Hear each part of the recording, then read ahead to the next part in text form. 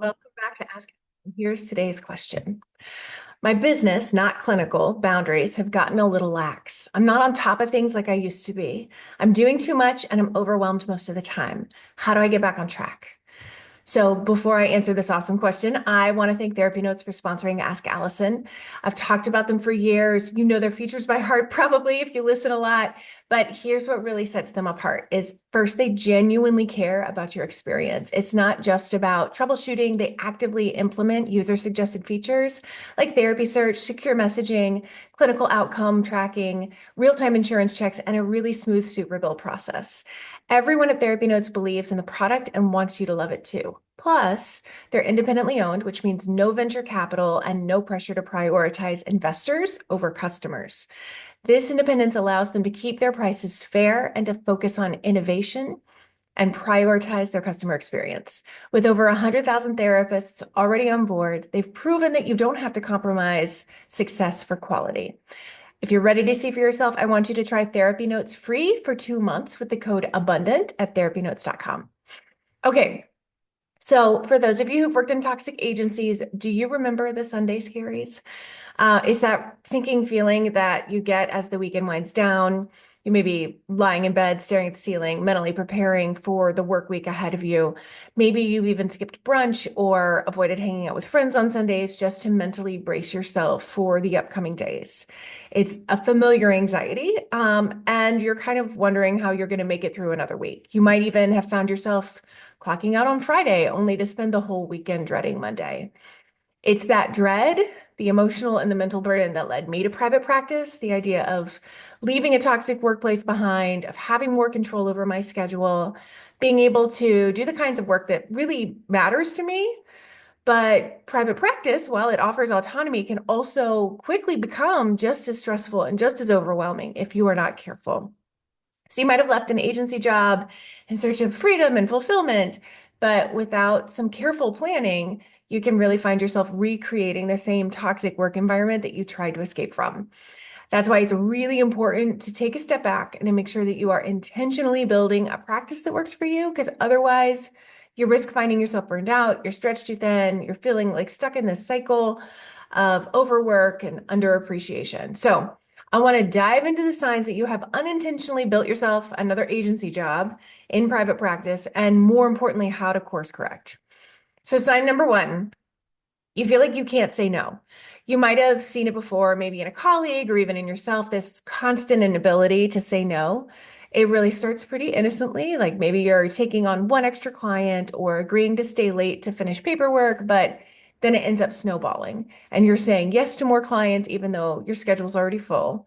You're taking on clients that aren't a great fit for you, clients that don't feel aligned or you don't do your best work with. Maybe you're saying yes to everything else, the constant stream of insurance requirements, your landlord's demands, or colleagues' requests for consultation and help.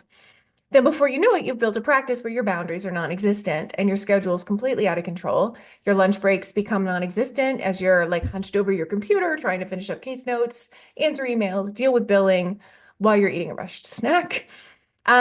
You might be sitting at your desk at 7 p.m. wondering how you ended up back in the same place you were when you were working at that toxic agency. Only it's a different boss, it's you, and you suck as bad as your last boss did at being a boss. So let's talk about what to do about it. The very first step is to pause. Take a breath, give yourself permission to take a break from saying yes to everything. I suggest setting aside 30 minutes to really reflect on what your practice does for you, not just what you do for your clients. It's really easy to get caught up in people pleasing, maybe some codependency, especially when you're a therapist. We are trained to care for others, to show up for them, and to help. But if your practice is only serving your clients and not you, you are going to stay burned out. So get clear on your priorities. What do you want your practice to give you? So for example, I've found that I want my practice to offer meaningful connection with clients, moments of really great personal fulfillment, opportunities to laugh, to feel appreciated. If I take on clients that aren't the right fit for me or they push me past my limits, I'll not experience the kind of joy or satisfaction that is important to me in my business. I also want to feel seen and valued for my expertise. If I'm not maintaining my boundaries, I end up resenting work, And it takes away from the very reasons that I got into this to begin with. So take a hard look at your schedule, like right now, like hit pause and look at it. Go to your calendar and carve out some time for yourself, whether it's for admin work, for rest, even just to get outside. You deserve it. And once you've made that space, the next time a potential client reaches out, if they don't fit into the slots that you've set aside, don't hesitate to refer them to a colleague. It is really, really okay and important to say no. Sign number two, you have a lot of tasks that you dread. When you first started your private practice, it was all about freedom, right? You were going to be in charge of your schedule. You were going to work with the clients you loved. You were going to finally have control over your day. But then the reality of being a solopreneur sets in. You realize that running a business isn't just about seeing clients. It's about handling your case notes, dealing with insurance companies if you take insurance, managing your social media presence, following up on unpaid claims, dealing with phone calls, responding to emails, all these tasky things. And these have nothing to do with the passion for therapy. And as those build up, they can take over your time and your energy. So some days it can feel like you're running a full-on administrative office rather than a private practice. The thought of doing more stuff in that realm might make you want to throw your computer out the window.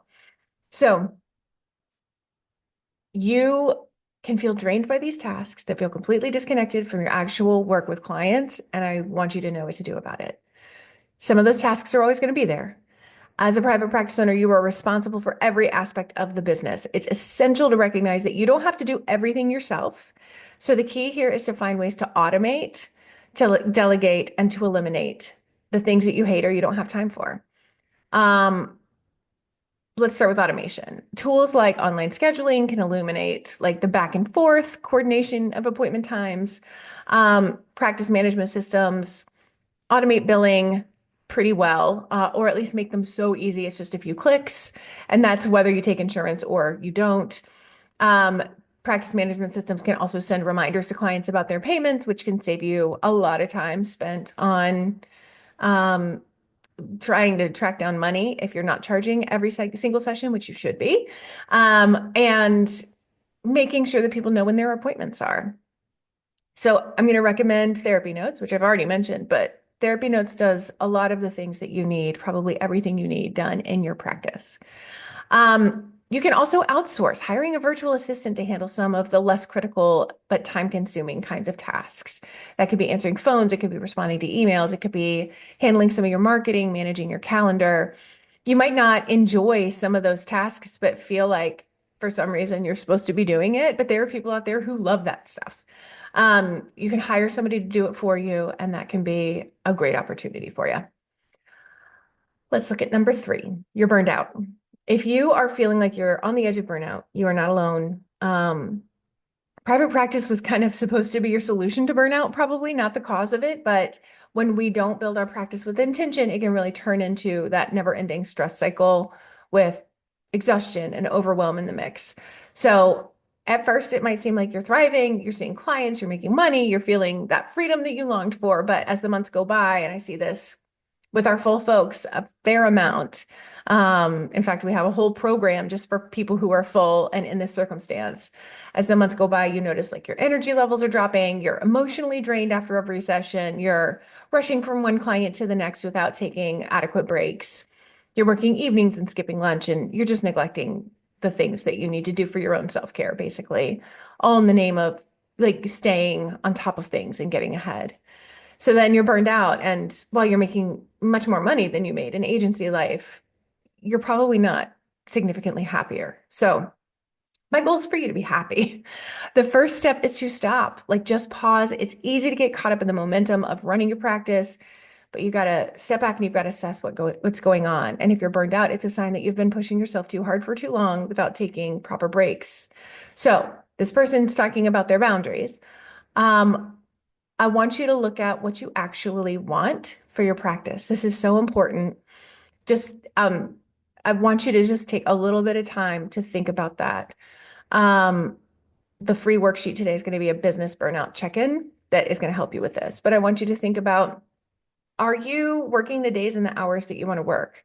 Are you charging the fee that you want and need to charge? Sometimes what we want and what we need is different. Often therapists need to charge a higher fee than they're actually charging because there are lots of expenses in this life and you need to save for retirement. So look at these boundaries, look at how you're ending sessions, making sure that you're doing that on time so that you can run to the bathroom, eat a snack, finish your note, press the button to charge, whatever you need to do in between sessions. But if you're not doing those things, you're not going to be able to get yourself out of burnout if you're in this cycle. Get some support, go to therapy about it. There's there are a lot of therapists in therapy right now about burnout. Take a real vacation. I mean, maybe leave your phone on airplane mode the whole time. Like stay away from anything work related. Really take some time. And this doesn't have to be something expensive if you can't just jet away to Europe for the summer, but take some time in a cabin nearby. Take a staycation, but have real true set time off so that you can think and get out of the cycle you're in. I want you to say no to everything.